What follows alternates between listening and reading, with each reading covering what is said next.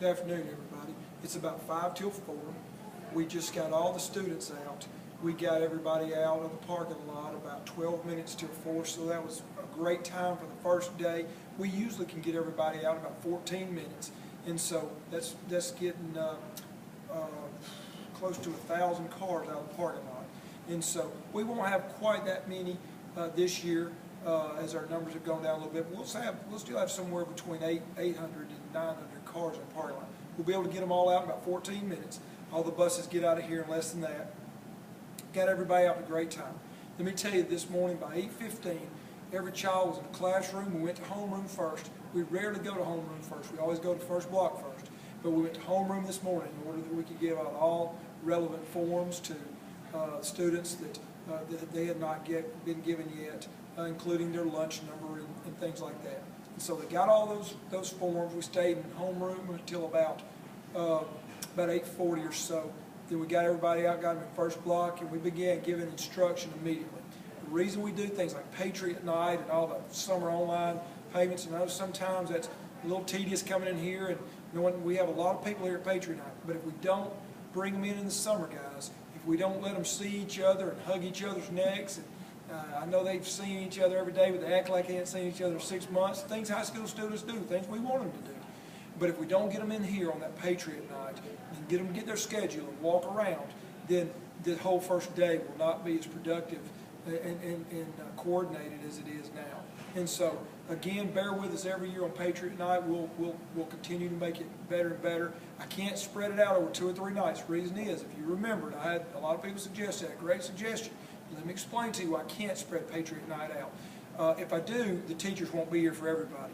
You got to remember, this is not an elementary school where you have a first grade teacher, a second grade teacher, a third grade teacher bring the first grade in one night, second grade. It's not like that. You got to remember, teachers teach multiple levels. Most teachers teach a minimum of 2 levels at one time. Some of them 4 different groups at one time. So if we spread it out over 2 or 3 or 4 nights, I'd be asking teachers to stay here till 8 or 9 o'clock 4 nights in a row. And they're not opposed to doing that, but they have families too. And then even as early as last Friday, we do have other duties that we've got at night too. This week, every time there's a football game or a volleyball game or any kind of event, the teachers have to stay late. So for me to ask them to stay late 4 more nights in 1 week, I just can't do that. That's the reason we piled everybody in here that night.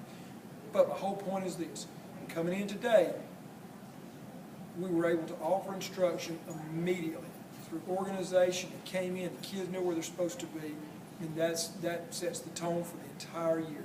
It's something we do purposefully every year.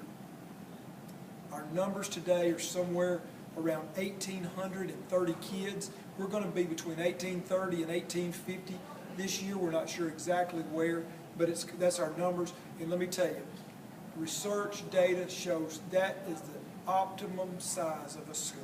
And the reason is because we are big enough that we can compete academically.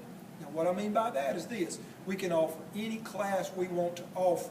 With that many students, we have the number of teachers where we can offer foreign language, for instance, all the way four levels of foreign language, or 4 different foreign languages, all the way up to 6 levels. We can offer the Biomed Academy. We can offer the healthcare academies and engineering academies, and we're putting in an IT academy. All those things we can offer. Looking at in the future, maybe some type of pharmacological academy. We're researching all that right now. Looking at teaching different foreign languages like Russian. All those things are being researched right now. And we've got the staff to be able to do that at 1,800. If we get smaller, we won't be able to do that. But if we're much bigger like we had been at the 2,300s, really got, I'm never going to say it's too big, because I'd have loved to have it all over here. But in reality, at some point, the relationship piece falls away.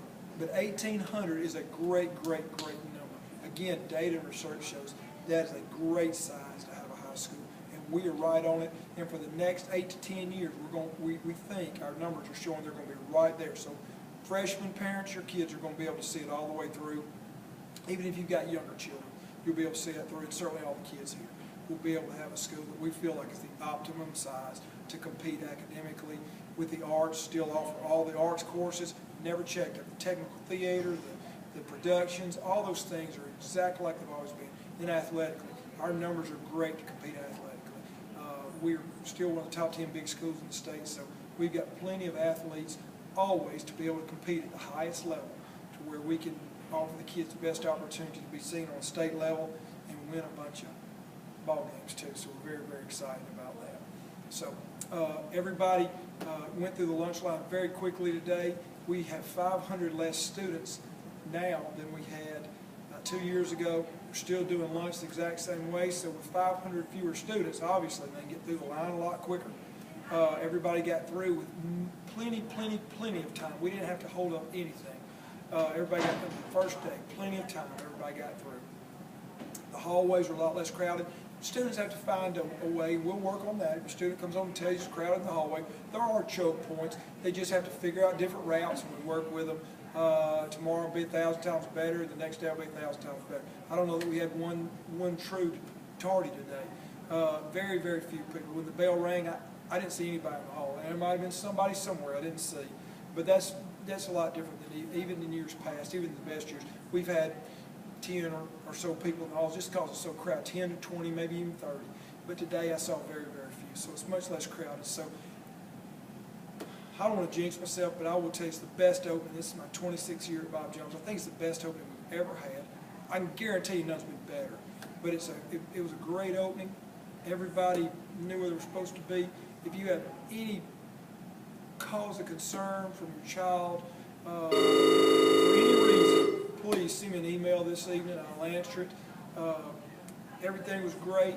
And I look forward to seeing everybody tomorrow. We'll start in the first block tomorrow, whereas we started in homeroom today. So in first, we'll go straight to instruction. We'll do the pledge, and immediately we will start instruction. I will be in classrooms starting tomorrow, and I will even bring you another Notify Me this week, maybe at the end of the week, maybe at the beginning of next week, showing you some of the great instructional things that are going on within the classes. So everybody have a great night. Send me an email if you got any questions, and I will talk to you soon.